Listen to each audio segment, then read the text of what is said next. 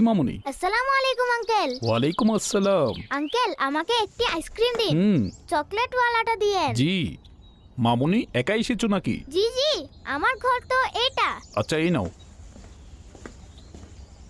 মামুনি সাবধানে যেও। ওয়াও, আজ তো খুব মজা হলো। একটু কথা শুনো।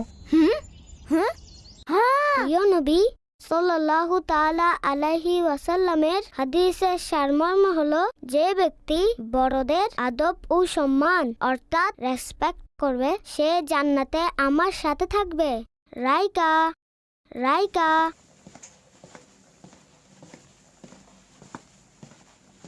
রাইকা জানি না কোথায় চলে গেল।